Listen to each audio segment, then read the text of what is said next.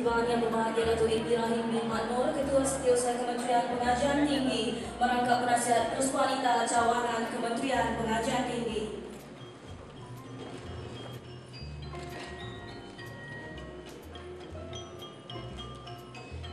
Hadirin hadirat, kita teruskan dengan nyanyian lagu Negaraku. Dan bicara aluan sekaligus menyempurnakan gimmick perasmian. Dipersilakan Datuk.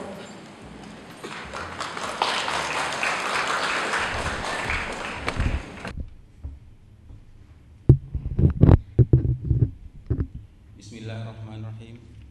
Alhamdulillahirrabbilalamin. Wassalatu wassalamu ala asrafil anbiya wal mursalin wa ala alihi wa sahbihi ajma'in.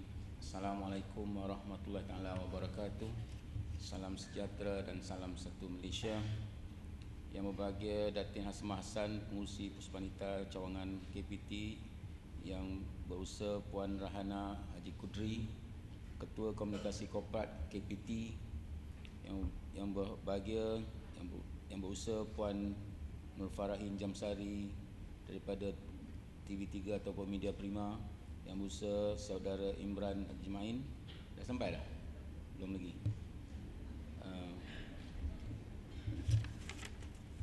Puan Sairah Rahim, pengarah di Kolej Komuniti, dan ahli-ahli Puspanita, warga-warga KPT, Kepegawai Kanan, PRO, dan semua para hadirin hadirat yang saya hormati sekalian. Terlebih dahulu marilah kita memanjatkan syukur kepada Allah SWT kerana dengan limpah dan kurnianya kita dapat sama-sama hadir ke majlis pada pagi ini. Sebagaimana yang disebut oleh pengacara tadi, rentetan daripada kesinambungan pelancaran Khalid Nordin at social media dan juga One Citizen, Kementerian Pengajian Tinggi telah pun mengorak langkah untuk menggemblengkan usaha untuk memastikan apa yang telah disarankan dan juga yang disasarkan oleh Kementerian Pengajian Tinggi untuk menjadi sebuah organisasi yang relevan, sebuah organisasi yang dilihat sebagai organisasi yang gemilang dan terhebat, sebagaimana yang kita selalu sebut dalam aspirasi Great Mohe, Great Nation, yang sebagaimana kita telah sama-sama usahakan untuk menjadi sebuah organisasi yang hebat ataupun great, MOHE. Semua aspek dalam pengurusan dan juga image serta brand KPT harus dapat dilihat dengan begitu menyerlah dan juga visible serta memberikan impak yang tinggi kepada klien ataupun semua pihak, stakeholders dan juga customers. Untuk itu kita telah pun melaksanakan berbagai-bagai program untuk brand ataupun meletakkan, memposisikan KPT sebagai organisasi yang cemerlang. Saya ingin memaklumkan di sini dari segi aspek pengurusan media, Kementerian Pengajian Tinggi memang telah pun mendahului kementerian-kementerian lain dan banyak ketua setiausaha dan juga rakan-rakan saya di kementerian-kementerian lain telah pun mengikuti jejak langkah kita.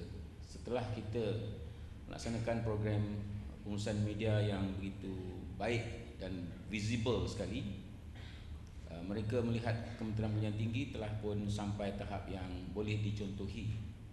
Dan untuk makluman, Kementerian Pengajian Tinggi telah pun memenangi satu anugerah di peringkat Asia yang dipanggil Great ataupun Thought Leadership Program atau Thought Leadership Award. Thought Leadership Award ni kaedah mereka memilih sesebuah organisasi atau seseorang ialah dengan melihat coverage media yang dipaparkan di seluruh dunia, media sosial, media prima ataupun media prime ataupun media utama seperti surat khabar, televisyen dan sebagainya. Dari situlah mereka meneliti dan seterusnya mendapatkan maklumat dan meminta kita menyediakan dokumen-dokumen sokongan berdasarkan pada apa yang dipaparkan di akhbar-akhbar dan berita dan juga TV dan sebagainya di media. Daripada situ dia dapat melihat kita sebagai sebab organisasi yang cemerlang, dan oleh kerana itu kita telah pun dianugerahkan. Saya rasa kita adalah kementerian pertama dalam negara ini yang mencapai tahap itu. Dan aspirasi kita untuk mencapai tahap yang lebih gemilang lagi bukan sahaja berdasarkan kepada apa yang kita wawarkan melalui media utama ataupun mainstream media, tetapi kita belum lagi explore ataupun belum lagi menggunakan dengan begitu berkesan lagi melalui media sosial. Sebenar-benarnya media sosial memang memainkan peranan yang sangat penting pada zaman sekarang. Sudah ada pemikiran di dalam kalangan pengamal media mengatakan akhbar-akhbar tidak lama lagi akan menjadi tidak begitu relevan. Seperti mana tahun 30-an dahulu, berita sebelum akhbar dan sebagainya dia menggunakan newsreel ataupun yang dipanggil video ataupun bukan video, macam itu filem-filem berita yang disiarkan di seluruh dunia. Selepas keluar TV dan newsreel menjadi irrelevant. Bila TV keluar, banyak perkara yang lain telah tak relevan. Sekarang ini apa, social media keluar, media cetak pula akan menjadi kurang relevan, dan sekarang ini memang semakin menurun. Kita lihat generasi Y terutamanya memang tidak menonton TV, tak tengok berita melalui TV, tak tengok surat khabar dan sebagainya. Dia hanya glued kepada dia punya the so called dia punya alat komunikasi dia. Berita semua apa yang dia dapat di situ, komunikasi semuanya di situ. Bangun pagi, pukul 3 pagi dia buka tu dulu. Dia tak minum, tak makan, tak apa, dia buka tu dulu. Ini dah adalah zaman sekarang, zaman kuasa new media. Kerajaan boleh dijatuhkan oleh new media. Kita telah lihat di sebelah Timur Tengah, kerajaan telah runtuh kerana maklumat-maklumat yang disebarluaskan melalui new media. Communication is power memang telah pun dikenali daripada dahulu lagi. Sementara masa dulu media mainstream menggunakan power media untuk menjatuhkan kerajaan, membangunkan kerajaan, memberikan imej tertentu kepada organisasi dan sebagainya. Dan sekarang ini tidak satu lagi transformasi perubahan kaedah pendekatan komunikasi, iaitu melalui new media. Oleh kerana itu saya sangat-sangat berharap, dan saya telah pun memberikan pandangan dan juga menggesa supaya kita semua menggunakan new media untuk membolehkan imej kementerian dan juga dasar-dasar kerajaan dapat disampaikan dengan berkesan kepada penerima kita. Dalam hal ini saya ingin memberikan contoh saja. Kalau katakan college community, mereka ada pelajar berapa ribu semua sekali? Berapa? 70,000. Lebih kurang 60,000 pelajar di college community. Kalau seorang pelajar college community termasuk dengan pengajarnya sekali akan menceritakan kebaikan college community melalui Facebook mereka, kalau mereka ada 1,000 friends mereka, 70,000 orang kali dengan 1,000, berapa puluh tu? Millions people will say that college community adalah satu organisasi yang terbaik dan terbilang. Itu baru pelajar dia mengatakan, kali ini kami belajar ini is a very good thing to do dan sebagainya, dan dia wawarkan seorang kali 1,000. Kalau 1,000 orang jadinya berapa? 1 million people. Kalau 7,000 orang, 7 million people. Kalau 70 million, 700 juta mengatakan college community baik. Begitu juga dengan universiti. Setiap universiti mempunyai lebih kurang, sekurang-kurangnya yang universiti yang average ataupun yang pertengahan, lebih kurang 20,000 pelajar. 20,000 pelajar, kalau mereka ada friends 1,000 orang, dia mengatakan UKM, dia kata UKM is one of the best university kat sini sebagainya, the whole world say UKM will be good. Baru-baru ni macam contohnya UPM, mereka ada 25,000 pelajar, dan apabila business school mereka telah diakreditasikan di peringkat world class top business school, kalau mereka mengatakan UPM is the Malaysia's top business school yang terbaik di sini, 25,000 orang mengatakan ianya satu organisasi yang terbaik, dan the whole world will say that UPM is one of the best university in Malaysia dalam bidang business school. Can you imagine that difference? Oleh kerana itulah kita di KPT juga sama-sama harus menggunakan new media ini. The power of new media kita mesti ketahui kesannya. Oleh sebab itulah saya sendiri membuat analisis apakah yang menjadi kelemahan-kelemahan di dalam kerajaan yang menyebabkan banyak perkara-perkara positif yang telah dilaksanakan telah dikatakan sesuatu yang negatif.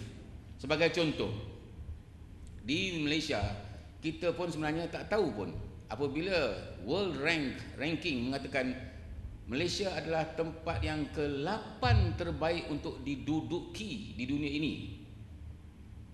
Tak siapa, kita pun tak tahu yang kita antara dunia yang banyak tu kita yang ke-8 terbaik. Maknanya orang suka duduk di sini. Expatriate katakan Malaysia is one of the best place in the world untuk dia bekerja, untuk dia selesa, dia tinggal sini, nak jadi second home ke sebagainya. Malaysia adalah tempat yang terbaik. Tapi kita tidak tahu pun kalau digunakan media sosial dengan begitu meluas sekali, kata Malaysia is the top place. Dan satu lagi yang kita pun tak tahu, Kuala Lumpur sekarang ni rankingnya adalah ke-4 terbaik dari segi shopping heaven di dunia. Kalau dulunya disebutkan katakan Tokyo, New York lah, London ke sebagainya, sekarang ni selepas London, selepas berapa negara, New York, Malaysia, Kuala Lumpur tempat yang ke-4, the heaven for shopping. Jadi tak payahlah pergi luar negeri semua, shopping kat Kuala Lumpur je lah. Saya ingatkan isteri saya semua lah tu. Tak payah nak pergi London, pergi mana-mana, kita kat sini semua ada, nak apa je ada semua. Dan harganya lebih berpatutan. Itu sebabnya kita menjadi tempat the heaven for shopping. Ini peranan new media yang patut kita sama-sama war-warkan. Kalau siapa yang mengikuti saya punya Facebook, mereka tahu apa yang saya cuba war-warkan tentang KPT, tentang pelajar, tentang college community, tentang politek, tentang negara kita. And let us share. Yang ini yang penting sekali. Apabila kita nak menyebarkan kita punya maklumat melalui new media, kita kan ada strategi. Saya kena beritahu awal-awal strategi. Dia macam multi level marketing. Seorang bagi maklumat mesti di-share oleh sekurang-kurangnya 1,000 orang. Barulah 1,000 orang tu tahu.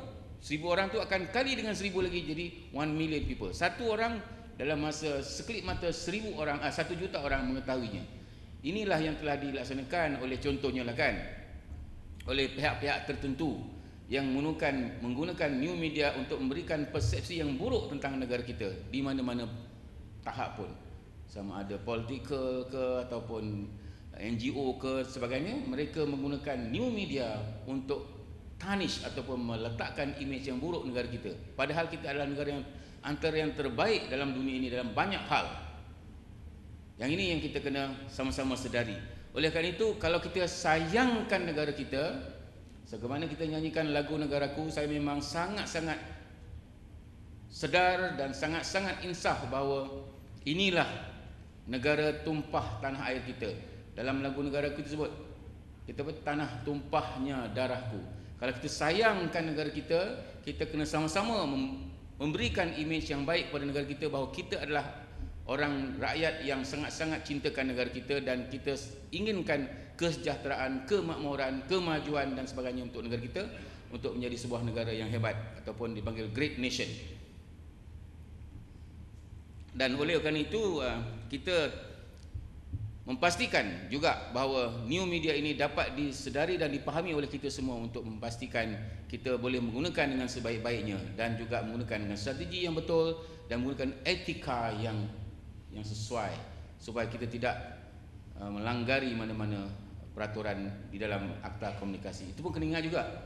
Jangan sebarang-barangan kita membuat komen di situ, di sini dalam kita punya Facebook dan sebagainya. Akhirnya orang akan gunakan itu sebagai bukti-bukti mengatakan kita telah melakukan kesalahan-kesalahan yang berbentuk menyalahi akta komunikasi. Itu pun kena ingat juga. Saya ingin beri contoh lah. Adalah pegawai, saya tak sebut di mana-mana kan, mereka membuat komen yang simple-simple je, tapi aku benci betul lah dengan benda-benda gini-gini. And benda-benda gini-gini tu melibatkan sesuatu pihak tertentu yang melibatkannya. Dia kena ambil tindakan, sama ada kata tertib atau undang-undang sebagainya. So inilah kita kena hati-hati ya. Okey, itu adalah dari aspek sosial media yang kita sedang gerakkan dan kita akan maklumkan nanti bagaimana nak menggunakannya. Yang keduanya, kita ingin juga sebagaimana yang saya sebutkan tadi untuk memposisikan rebranding KPT sebagai sebuah organisasi yang terhebat dan terbilang.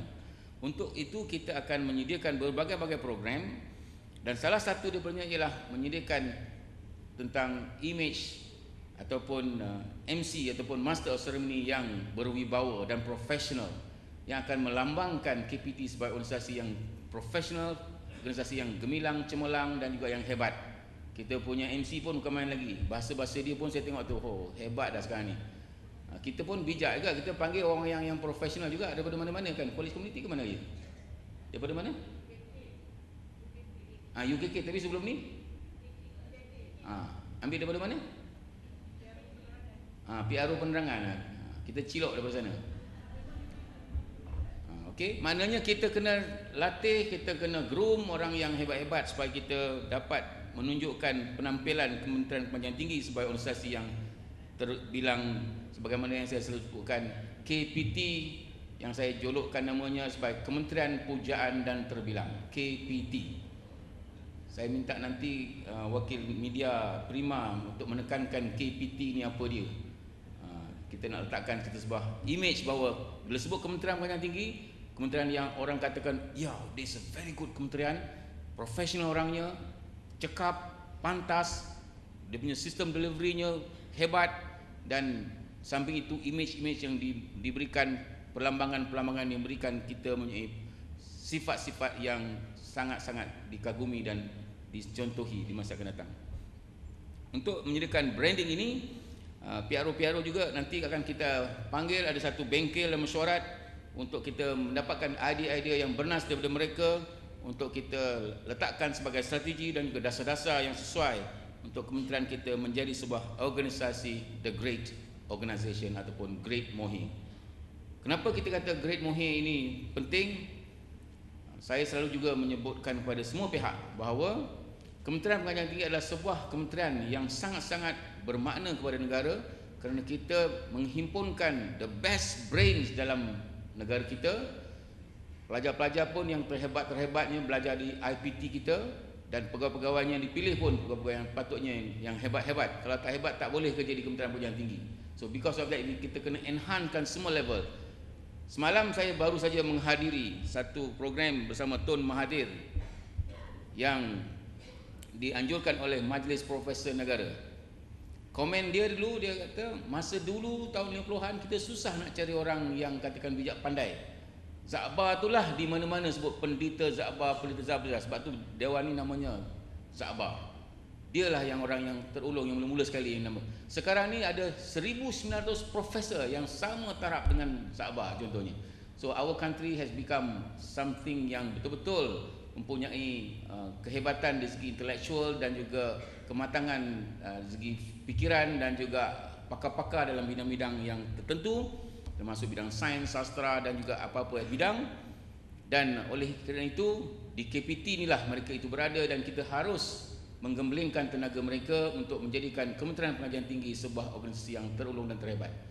Dan kita telah pun melaksanakan banyak aktiviti-aktiviti melalui media sosial ini untuk membolehkan semua pihak-pihak ini dapat menyuarakan pandangan dan sebagainya untuk kita menjadikan sebuah organisasi yang terhebat macam saya sebut tadi. Untuk makluman juga, akan kita adakan satu lagi program di masa akan datang, dipanggil program The Great Minds. The Great Minds ini selain daripada profesor-profesor yang mengadakan program-program tertentu, pelajar-pelajar juga akan kita adakan program-program percambahan fikiran dan intellectual discourse, dan juga menyediakan pandangan-pandangan, ideas yang bernas yang akan menjadikan panduan kepada kementerian untuk melaksanakan program-program yang berimpak tinggi di masa akan datang, yang menjadikan kita benar-benar organisasi yang disegani, yang respected dan juga yang dicontohi di masa akan datang. Jadi dengan kata-kata itu saya ingin mengucapkan terima kasih kepada pihak-pihak yang telah pun menganjurkan program ini, iaitu kerjasama antara kementerian kita, unit komunikasi korporat bersama dengan College Community, serta Puspanita pun nak ambil bahagian juga, mereka nak bantu juga orang-orang dia. Maknanya lepas ni ahli-ahli Puspanita tu kenalah aktif sikit dalam bidang-bidang komunikasi ini. Dan Juga saya ucapkan terima kasih kepada semua para hadirin yang telah pun sudi untuk menyertai program yang pada pandangan saya sangat-sangat penting dan kritikal pada ketika ini. Dan ucapan terima kasih juga kepada pihak-pihak yang tertentu seperti pihak Media Prima, juga pihak Skuad Inspirasi. Dia ni, kita terima kasih kat dia, dia pun kena banyak terima kasih kita sebab kita bayar. Kalau tidak, dia tak datangnya. Bukan senang nak jemput, contohnya kita punya Datuk Fazli, kita punya Nur Farahin. Nur Farahin kita selalu jumpa lah kat TV lah kan. Ini see in person. Sebab itu kita bawa ni selebriti terulung dan terhebat ini. Jadi saya harap sama-samalah kita mendapatkan manfaat daripadanya. Mungkin panduan-panduan akan diberikan bagaimana jadi MC yang baik, yang terhebat, juga menjadikan orang yang berwawasan untuk menggunakan media sosial dan sebagainya. Dan akhir kata saya mengharapkan selepas ini Kementerian Pengajian Tinggi harus mengadakan strategi yang lebih berkesan di segi PRO untuk menjadikan MLM untuk sosial media, untuk memastikan apa yang telah dilaksanakan akan mencapai hasrat sebagaimana yang kita idam-idamkan. Dan di sini saya ingin juga mengucapkan syabaslah kepada college community khususnya yang sudi untuk bersama-sama bekerjasama dengan kita. Walaupun banyak agensi lain sebenarnya yang boleh bekerjasama dengan KPT, tapi it's always college community yang sentiasa suka berhadapan dengan kita, berdepan dengan masyarakat semua untuk sama-sama menjayakan program-program yang berkaitan dengan kementerian, khususnya dalam bidang social media. Untuk makluman saya almost every day I'm blasted dengan macam-macam program college community. Tiap-tiap college community kalau dia berjaya suatu perkara, dia akan maklumkan bahawa dia dah berjaya sekian-sekian, and then dia sebarkan kepada semua pelajar-pelajar mereka. Dan pelajar-pelajar mereka pun, that is why now the demand untuk belajar di college community telah pun meningkat berapa persen, lebih pada 20%, meningkat banyak. Request untuk belajar di college community, tempat pun dah tak ada dah sekarang ni. Because dulunya mereka memikirkan kita nak iklan mahal itu, saya tak payah. Saya kata you just ask your student to masukkan Facebook, katakan mai kawan-kawan belajar macam saya ni. Banyak belajar yang kita, banyak benda kita belajar jadi profesional dan sebagainya. Sebagai contohlah, seorang pelajar college community yang belajar dalam bidang, contohnya bidang fotografi. Apabila mereka tamat belajar selepas setahun tu, pendapatan mereka 20,000 sebulan. Percaya tak? Saya tanya-tanya tu, dia segan-segan nak jawab, tapi saya pandai korek dia. Dia kata satu minggu berapa kali you dapat buat wedding? Dia kata satu minggu average sekali lah, hujung minggu sekali lah. Padahal dia sebut 2 kali 3 kali tu, Ahad pagi petang siang malam, dia tak tahu kan. Mungkin 2 hari lah katakan. Tapi dia kata 1 hari. Saya tanya dia, kalau 1 hari tu modal you berapa ya? Dia kata modal saya tak mahal, saya cuma beli album je. Yang lain tu kamera saya dah belilah fix, yang kamera dulu kan. So lepas tu pendapatan dia berapa agaknya? You dalam program tu dia charge you berapa? Dia kata lebih 5,000. Maknanya 4,800 pendapatan bersih dia. Dia tak declare income tax lagi tu. Kalikan 4. Lebih kurang dekat 20,000 pendapatan dia sebulan. College community ni dulu nak dapat ni, tanyalah Raihana, kita ni belajar teruk-teruk masuk universiti bertahun-tahun dengan TC dengan itu sebagainya. Dapat masuk ni nak dapat 20,000, nak jusa nak dapat. Nak jadi KSU pun dapat 20,000. Dia tak payah, lepas tahun je 20,000 pendapatan dia.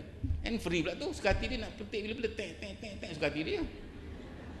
Macam kita ni kena arah itu, kena arah ini, dia tak suka hati dia lah. Dia arah orang, gambar ke sana, diri sana, diri sini, dia pula jadi pengarah.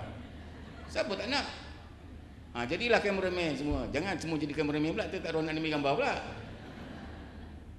So itulah yang saya nak sampaikan, bahawa college community telah pun banyak membantu orang-orang yang saya sebut college community ni kena satu. Saya kena sebut jelas kepada semua-semua. Bukan saya memberikan bias opinion tentang college community, sebab my heart sangat tersentuh dengan pelajar-pelajar yang the so called orang yang dikatakan hopeless people. Mak bapak kata, awak ni tengok kawan sebelah ni, dia dapat straight A, 9A, 10A, masuk universiti, bukan universiti lagi, luar negeri dan sebagainya. Semua cerita pasal anak saya belajar New Zealand, Australia, Amerika, UK. Anak awak E sebanyak, straight E, bukan straight A. Tapi yang straight E inilah pendapatan yang dapat kita tingkatkan. That's why hati saya tersentuh kalau kita bangunkan mereka daripada hopeless people kepada orang yang hopeful people. Inilah yang kita nak bangunkan. Itu sebabnya saya minta College Committee dan Puspanita nanti, pelajar-pelajar yang baru habis SPM ni, pastikan mereka dapatkan pendedahan tentang apa-apa saja, kos khusus yang pendek-pendek, 3 bulan ke 6 bulan sebelum masuk universiti ke apa ke, biar dia belajar apa-apa bidang. Lepas tu nanti dia boleh mendapat pendapatan tambahan untuk mungkin dia besok, contoh kalau belajar fotografi kat universiti besok dia ambil gambar, bukanlah free, ini semua bayar. So dia dapat duit. So itulah saya rasa pendekatan-pendekatan yang kementerian akan laksanakan. Kita prihatin kepada semua pihak, termasuknya yang disadvantage tadi, dan sama-samalah kita menggerakkan Kementerian Pengajian Tinggi sebagai sebuah organisasi yang prihatin, yang sangat-sangat membantu masyarakat di masa akan datang. Jadi dengan ini saya dengan lafaz Bismillahirrahmanirrahim, saya dengan sukacitanya merasmikan program bersama media baru dan juga program MC ataupun pengacara yang bijak. Sekian, wabillahi taufiq wal hidayah. Wassalamualaikum warahmatullahi wabarakatuh.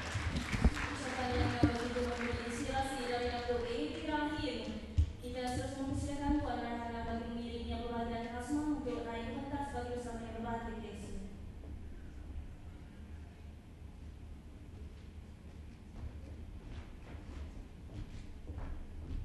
Mohon datang untuk menekan screen.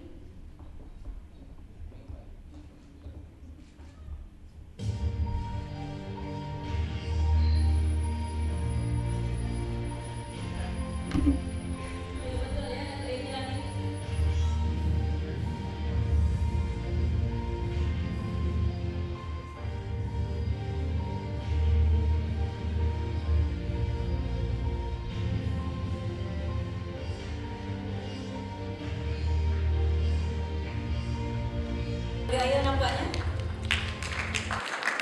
Kita tunggu untuk Datuk Fazli dan Imran Azmain.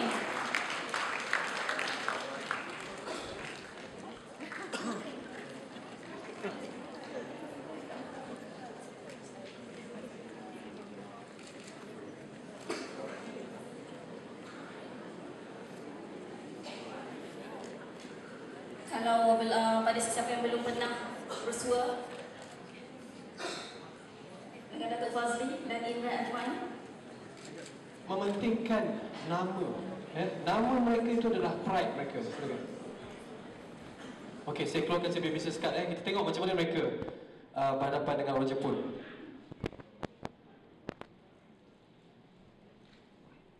Okey, saya dengan Saudara Mariam dulu boleh? Depan, sini dulu, okey? Saya daripada Jepun tau, lakonan Arigatou gozaimashita, Toyota Suzuki Ultraman. How are you, sir? Fine. Fazli-san, business card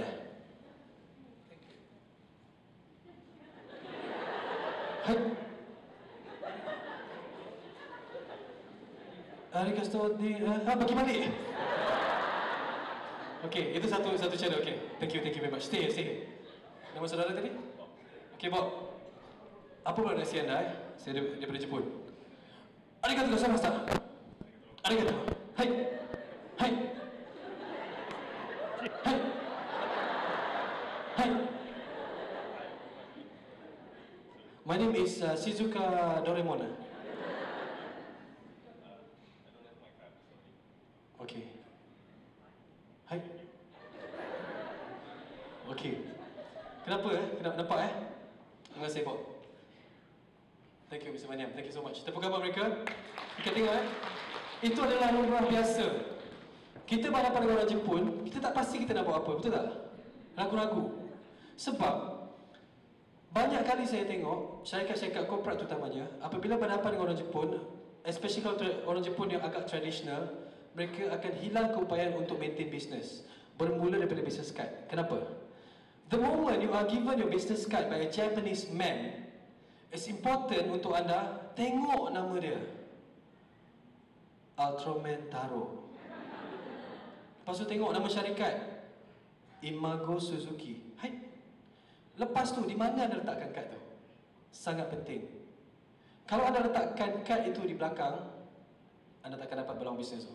Anda letak kad itu di depan, bermakna anda letakkan dekat dengan alat sulit anda, pun menyebabkan dia kecil hati. Most importantly, kalau anda tak ada tempat, pegang elok. Pegang bukan pegang dengan kiri, tangan kanan, and put it in your right pocket inside. But it's important for you to read nama dulu, sebut nama dia punya syarikat. Kemudian, bila dia tunduk, apa kita nak buat? Okey, yang pertama, biasanya sikit je dia tunduk. How are you? Dia tunduk dalam sikit, respect yang lebih dalam. How are you? Tapi kalau anda tengok Dunia Jam 10, BT-BT International, kalau di Jepun terutamanya, dia punya Prime Minister, dia punya Minister, angguk tak habis. Hai, hai, hai. Sebab lagi jatuh dia punya kepala dan badan, bermakna lebih tinggi respect yang dia bagi. Jadi kalau dia tundukkan kita kena tunduk balik. Bukan dah, thank you. Bukan, tunduk balik. Sebab kita nak tunjukkan image yang terbaik. Kalau kita tak tahu langsung pun, kita tahu sedikit. Lagi satu masalah, apabila kita membentuk image, kita berjabat tangan dengan orang. Orang di Asia banyak masalah untuk berjabat tangan. Sebab orang Asia dia tidak tahu bahawa berjabat tangan itu adalah permulaan penciptaan image yang baik. Saya pinjam 2-3 orang dengan saya untuk tunjukkan kepada anda betapa pentingnya jabatan tangan ini. Silakan saudara. Sir, your name? Francis, can you come and sit with me? Saudara, ya, nak pegang handphone. Saya pakai tie. Saya tak bergaya, silakan. Okey. Kita berjabat tangan, orang yang boleh baca karakter orang, yang boleh tahu tentang image, dia akan tengok kita ni sesuai ke tidak untuk dia terus bercakap, mengadakan bisnes, ataupun percaya atau tak boleh percaya. Image bermula dengan berjabat tangan. Okey, saya nak panggil saudara dulu. Come. Okey, saya nak buat satu jenis bersalaman. Saya nak anda terangkan kepada penonton apa yang anda rasa. Ya, okey, salam saya sekarang. Salam. Anda rasa apa tangan saya? Lembik. Lembik, nampak? Saya tak grip dia langsung. Ini dipanggil fish in the market handshake, ataupun ikan di pasar. Okey, terima kasih. Salam saya. Apa anda rasa? Kasar. Kasar. Rasa apa? Kasar. Kasar, nampak? Tapi ini yang dipanggil water pump handshake. Orang excited. Now, Mr. Francis, tell them how you feel. How are you? Fine. Fine. Rasa apa saya punya tangan? Rasa very tight. Ketat kan? Ketat kan? Sakit tak? Sakit. Sakit kan? Ini yang dipanggil the Terminator handshake. Biasanya orang yang ego dia tinggi, dia nak bagi orang tu rasa kecil, dia akan salam sekukuh hati. Okey, salaman yang seterusnya. Terangkan kepada penonton apa anda rasa. Rasa gatal-gatal tangan. Pasal apa tau? Pasal apa tengok? Bila salaman dia, saya korek-korek.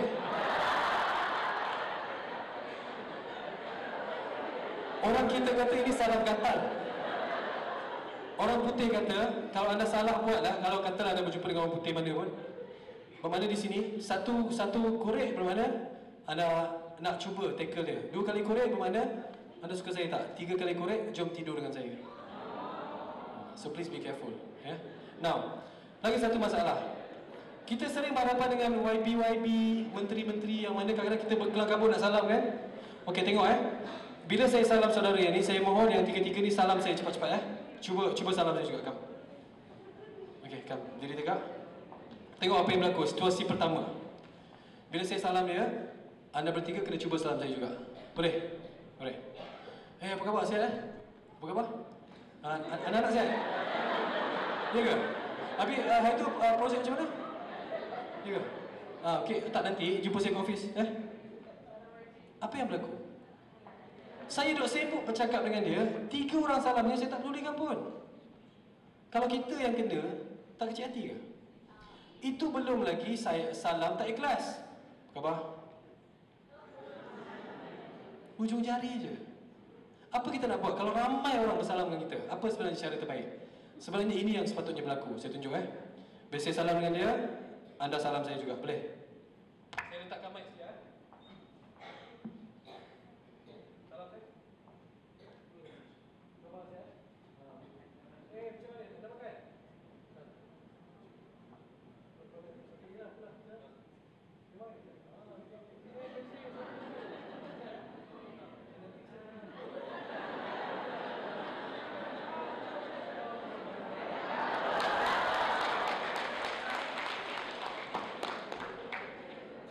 Nampak?